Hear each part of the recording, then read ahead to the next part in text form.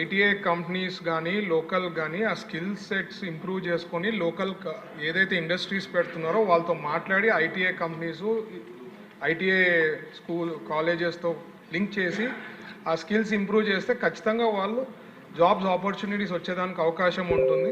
ఇదే కాకుండా డిగ్రీ చదివేది కానీ లేకపోతే బీఎస్సీలు కానీ ఇంకా ఇట్లాంటివి ఏమన్నా ఉన్నా లోకల్ ఏదైతే పెద్ద కంపెనీస్ వస్తాయో అట్లా వాళ్ళకి లింక్ చేస్తాము. దాంట్లో ఏమాత్రం సందేశం లేదు. అలాగే ఇది చెప్పారు అధ్యక్ష,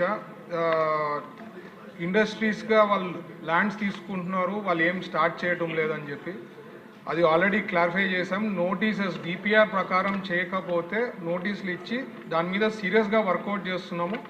ఎన్ని నోటీసులు ఇచ్చినాము, ఏం క్లారిఫికేషన్స్ కావాలో అది కూడా తొందరలో సభ్యులకి ఎన్ని జరిగింది ఏం కావాలంటే వాళ్ళకి క్లారిఫికేషన్ ఇవ్వాలంటే డీటెయిల్గా ఇస్తాం. అలాగే రిలయన్స్ది సభ్యులు అడిగారు, రిలయన్స్ది నెల్లూరులోది, అది కూడా ఇండస్ట్రియల్ పార్క్గా కన్వర్ట్ చేయాలనే ఆలోచన ఉంది. వాళ్ళు ప్లాన్ పెట్టాలనుకున్నారు, వేరియస్ ఇష్యూస్ జరిగింది, వాళ్ళు చెప్పినట్లు ఈడీ ప్రాబ్లమ్స్ అవన్నీ జరిగినాయి. బట్ ఇండస్ట్రియల్ పార్క్ ఎందుకంటే ఇప్పుడు ఇండస్ట్రియల్ పార్క్స్ డెవలప్ చేస్తున్నాయి, ఇండస్ట్రియల్ అట్రాక్షన్ ఉంది కాబట్టి వచ్చేదానికి ఆంధ్రప్రదేశ్కి అది కూడా ఇండస్ట్రియల్ పార్క్గా వాళ్ళు ప్రపోజల్ ఇస్తే అది కానీ క్లియర్ చేస్తే అక్కడ కూడా ఇండస్ట్రీస్ వచ్చేదానికి అవకాశం ఉంటుంది.